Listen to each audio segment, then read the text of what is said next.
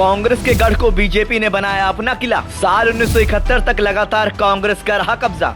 भाजपा ने 1989 में पहली बार खिलाया कमल। इस बार क्या कहता है झांसी का सियासी समीकरण। पहुंच और बेतवा नदी के बीच बसा झांसी शहर का देश की सियासत में अहम स्थान है। झांसी लोकसभा सीट कभी कांग्रेस का गढ़ रही है, लेकिन वर्तमान में भाजपा का कब्जा है।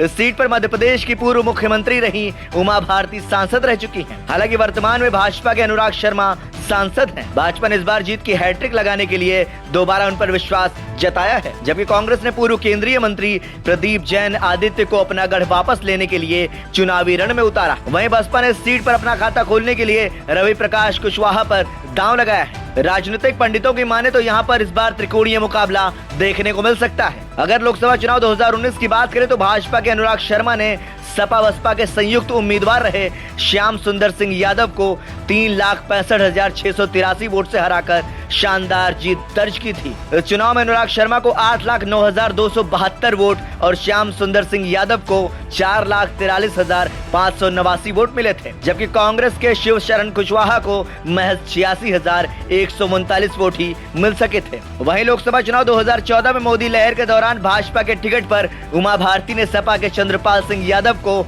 1,90,467 वोट से पराजित किया था और करीब 14 साल बाद इस सीट पर दोबारा कमल खिलाया था। इस चुनाव में उमा भारती को 5,75,889 और चंद्रपाल सिंह यादव को 3,85,422 वोट मिले थे, जबकि बसपा की अनुराधा शर्मा को 2,13,792 और कांग्रेस के प्रदीप जैन आदित्य को 84,089 वोट मिले थे। झांसी लोकसभा क्षेत्र का राजनीतिक इतिहास। वीरांगना लक्ष्मीबाई की वीरता, साहस और आत्मसम्मान का प्रतीक माने जाने वाले शहर झांसी की पहचान पूरी दुनिया में है। ब्रिटिश राज में राजा गंगाधर राव एक बहुत अच्छे प्रशासक हुआ करते थे। वह उदार और सहानुभूतिपूर्ण राजा थे। 1842 में राजा गंगाधर राव की मणिकर्णिका से शादी हुई थी। शादी के बाद मणिकर्णिका को नया नाम लक्ष्मीबाई दिया गया। लक्ष्मीबाई ने 1857 में अंग्रेजों के खिलाफ अपनी सेना का कुशल नेतृत्व किया था, लेकिन 1857 में ही संघर्ष के दौरान अपना जीवन बलिदान कर दिया। झांसी कभी चंदेल राजाओं का गढ़ हुआ करता था, तब इसका नाम बलवंत नगर था। इसके अलावा हॉकी के जादूगर मेजर ध्यानचंद्र की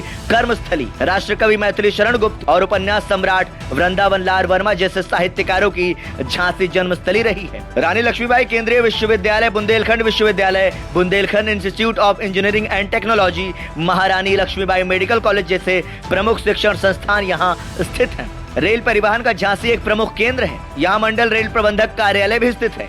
झांसी कैंट और बबीना कैंट सेना की महत्वपूर्ण छावनियां हैं। आपको बता दें कि झांसी लोकसभा सीट पर अब तक हुए 17 लोकसभा चुनाव में 9 बार कांग्रेस, 6 बार भाजपा और 1 बार सपा ने जीत का स्वाद चखा है, लेकिन बसपा का आज तक खाता नहीं खुल सका है। लोकसभा सीट पर 1971 तक लगातार रहा कांग्रेस का कब्जा। आजादी के बाद 1952 में हुए पहले चुनाव में कांग्रेस के रघुनाथ विनायक धुलेकर सांसद बने। इसके बाद 1957, 1962 और 1967 के चुनाव में कांग्रेस के सुशीला नैयर ने लगातार जीत की हैट्रिक लगाई। फिर 1971 के चुनाव में कांग्रेस के टिकट पर गोविंद दास रिछारिया ने जीत हासिल की थी। इस चुनाव में सुशीला नैयर ने इंडियन नेशनल कांग्रेस ऑर्गेनाइजेशन से चुनाव लड़ा और हार गयी, लेकिन कांग्रेस का यह विजय रथ 1977 के चुनाव में रुक गया। इस चुनाव में भारतीय लोकदल के टिकट पर सुशीला नैयर ने कांग्रेस के गोविंद दास रिछारिया को हराकर जीत दर्ज की। फिर साल 1980 में हुए चुनाव में कांग्रेस ने दमदार वापसी की, तब विश्वनाथ शर्मा सांसद बने। इसके बाद साल 1984 में कांग्रेस के सुजान सिंह बुंदेला सांसद बने, लेकिन इस चुनाव में भाजपा के उम्मीदवार राजेंद्र अग्निहोत्री दूसरे स्थान पर रहे थे। भाजपा ने 1989 में पहली बार खिलाया कमल। भाजपा के राजेंद्र अग्निहोत्री ने साल 1989 के चुनाव में कांग्रेस के सुजान सिंह बुंदेला को हराकर पहली बार इस सीट पर कमल खिलाया था। फिर उनके जीत का विजय रथ 1991, 96 और 98 के चुनावों में भी चला। इस तरह राजेंद्र अग्निहोत्री लगातार 4 बार सांसद चुने गए, लेकिन 1999 में कांग्रेस ने फिर वापसी की और सुजान सिंह बुंदेला सांसद चुने गए और उन्होंने भाजपा के राजेंद्र अग्निहोत्री को 82,521 वोटों से हराकर जीत हासिल की। इसके बाद साल 2004 के चुनाव में सपा ने सीट पर खाता खोला और चंद्रपाल सिंह यादव सांसद बने। इस चुनाव में बसपा के उम्मीदवार बाबूलाल कुशवाहा दूसरे स्थान पर रहे। वही साल 2009 में कांग्रेस के प्रदीप जैन आदित्य ने चुनाव जीता। आपको बता दें कि इस सीट पर कभी निर्दलीय उम्मीदवार चुनाव नहीं जीत सका है। हालांकि 1991 के चुनाव में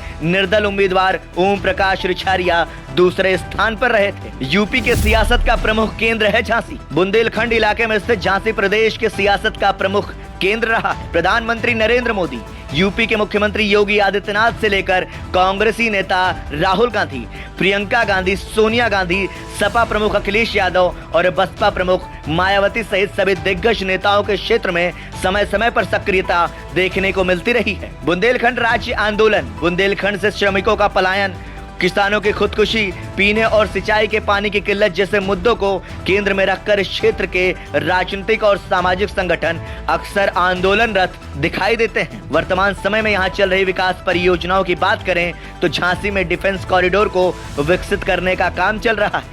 झांसी नगर निगम को स्मार्ट सिटी के रूप में चयनित किया गया है और विकसित किया जा रहा है। इसके अलावा हर घर नल से जल पहुंचाने की परियोजना को भी अच्छी खासी तवज्जो दी जा रही है। इसके साथ ही रेल कोच नवीनीकरण कारखाना बनकर तैयार है, जबकि ललितपुर जिले में मेडिकल कॉलेज का निर्माण पूरा होने के करीब है। इसके अलावा झांसी ग्वालियर रोड पर रेलवे लाइन पर ओवरब्रिज बनाने का काम चल रहा है, उसे भी जल्द ही पूरा किए जाने का अनुमान है। हालांकि दूसरी ओर किसानों की खुदकुशी, रोजगार के लिए पलायन, पीने में पानी का संकट और आवारा जानवरों की समस्या अभी भी यहाँ राजनीति के मुख्य मुद्दे हैं। झांसी लोकसभा क्षेत्र का जातीय समीकरण, झांसी लोकसभा क्षेत्र के जातीय समीकरण की बात करें तो यहाँ पर हिंदू मतदाताओं की संख्या काफी अधिक है। यहाँ पर बड़ी संख्या में कुशवाहा, जैन, ब्राह्मण, कोरी और साहू बिरादरी के लोग रहते हैं। ऐसे में ये लोग चुनाव में अहम भूमिका निभाते हैं। ऐसे में देखना दिलचस्प होगा कि झांसी की सीट पर भाजपा हैट्रिक लगाने में कामयाब रहती है या फिर इंडिया गठबंधन के खाते में सीट जाती है। ब्यूरो रिपोर्ट, संदेश वाहक।